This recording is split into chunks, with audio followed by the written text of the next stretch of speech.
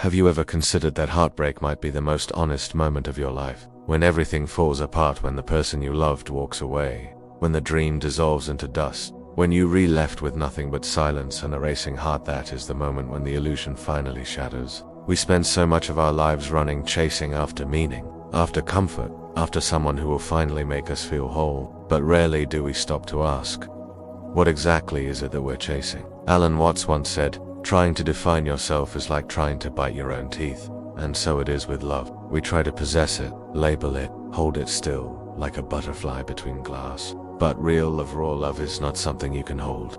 It's something you must become. We are told a story, from childhood, that there is someone out there who will complete us. It's in fairy tales, movies, songs, it's everywhere. But have you noticed? This idea makes you feel like you are somehow incomplete on your own. That love is a remedy for your brokenness. That happiness lies in someone else's hands. And so we go out into the world like beggars with golden cups, hoping someone will fill them. We hand them to strangers, lovers, friends, even our dreams, saying, "Please, make me whole." But the universe doesn't reward need. It rewards wholeness. And ironically, it's often through the breaking that we remember who we truly are. Heartbreak is not just emotional, it is spiritual. It tears open the illusion that someone else could be your salvation. You grieve not just the loss of a person, but the loss of the idea, the imagined future, the stories you built in your mind, the version of you that existed only with them, and that hurts deeply.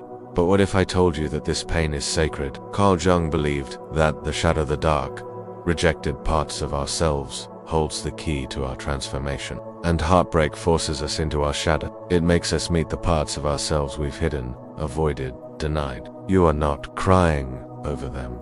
You are crying over yourself. The version of you that believed you needed someone else to feel lovable. The version of you that waited to be chosen. But now there is only you. Raw, real, awake.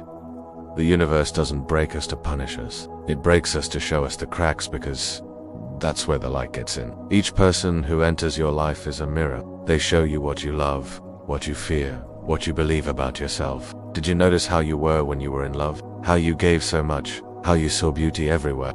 That wasn't them. That was you. That light was always yours. They just helped you remember it. But if they leave, the light doesn't leave with them. The universe uses others to awaken us to ourselves. And sometimes, when the lesson is learned, they must go. Not because you are unworthy, but because your soul is ready for the next chapter. In ancient alchemy, the base material had to be broken down before it could become gold. So too with the heart. When it breaks, it opens. And in that opening, all the hidden parts come out, the longing, the shame, the need, the rage, the love, all of it. This is your gold, your treasure. But most people run from it. They numb the pain, distract themselves, chase another person to avoid sitting in the silence. But if you can stay, if you can breathe through the ache, if you can befriend the emptiness, something miraculous happens. You begin to hear your soul again. You remember who you were before the world told you who to be. You remember the sound of your own truth. And you begin, slowly, to fall in love with yourself. Not the polished version. The real version. The one who has cried on bathroom floors and still got up the next day. That is your power. So what happens next? You heal, not in a straight line, but in circles. You revisit the same pain until it no longer controls you. And then, one day, you look around and realize you're not waiting anymore. You're not chasing.